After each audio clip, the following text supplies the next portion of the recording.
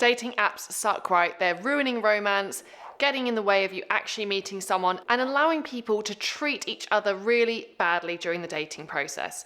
If this is your current belief around dating apps and you are just not meeting anyone, my name is Hayley Quinn. I'm a dating coach. I'm here to flip this around and help you to teach you to get far more success online.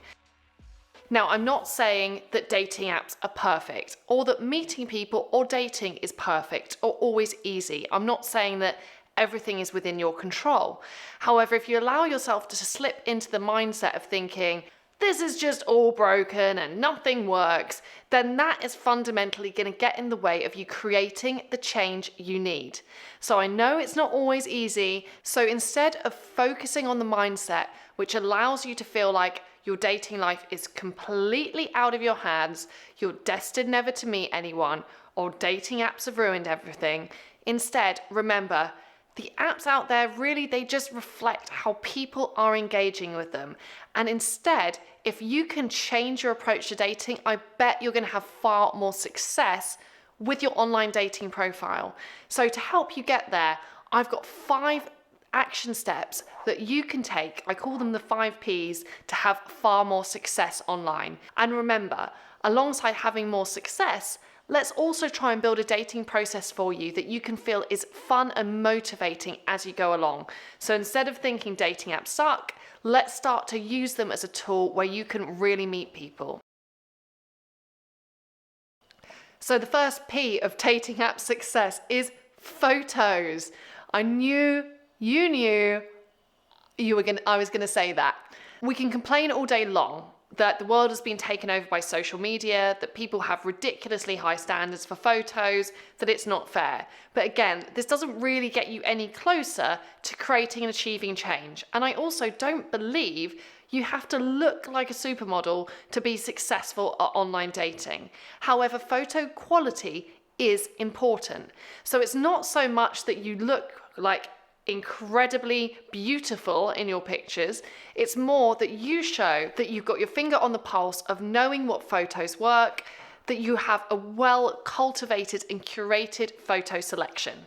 So if you're not sure if your photos are strong enough at the moment, let's look at a few easy fixes for how you can choose more effective photos. To start with, people, you've got to have at least 3 to 6 photos. Unless you do, if you just have one, people are going to assume that the rest of your photos, you are an octopus or something really bizarre like that. You have to have enough photos there to build trust.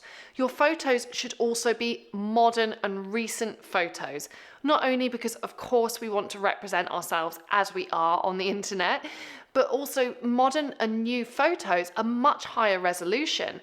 That grainy old picture from 10 years ago isn't going to look that good visually when you're going through a dating app. So I want you to focus on getting really nice high quality photos.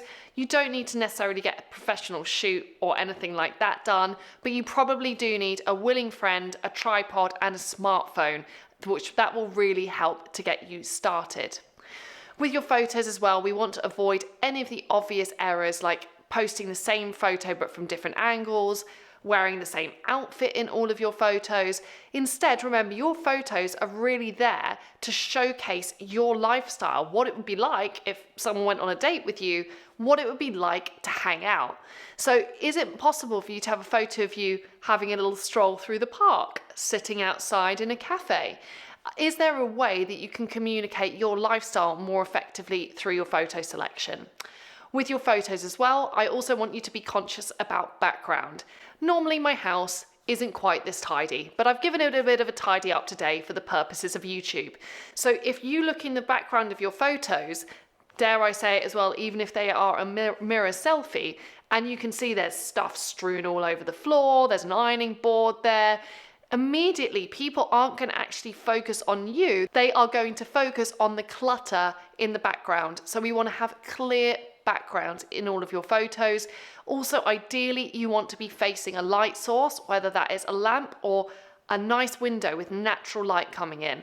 That is going to help you to look your absolute best in your photos. So the first P of online dating success is let's get that photo selection sorted out. The second P of online dating success is your profile. So alongside having amazing pictures, we also want you to have a really well-written, unique profile. Probably one of the things about online dating is, until someone has had some interaction with you, whether that's via messages or a phone call or a Zoom-ancing video date, they don't really understand how you're potentially different from everybody else out there that they could meet. So what's actually really important is that you learn how to inject personality into your online dating profile. So first of all, wrist slap if you haven't yet written an online dating profile. And if you have, I want you to now take this opportunity to do a good edit on it.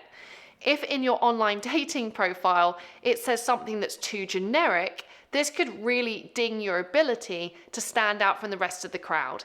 And when you're writing a profile, it's actually quite easy to accidentally say something which makes you sound just like everyone else.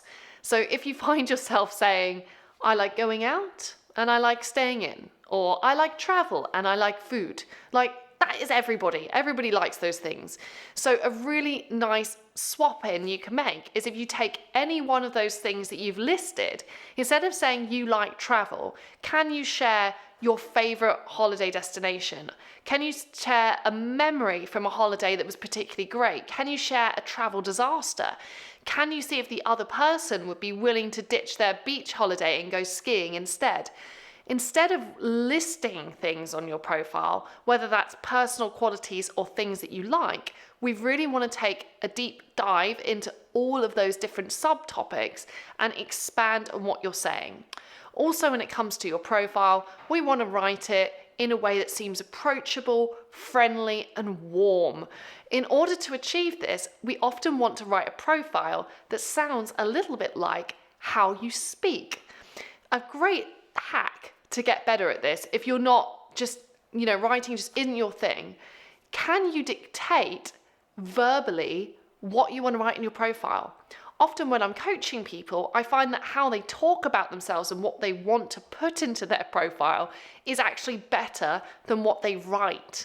So can you capture that conversational tone, which is going to make you seem friendly, approachable, engaging, and unique?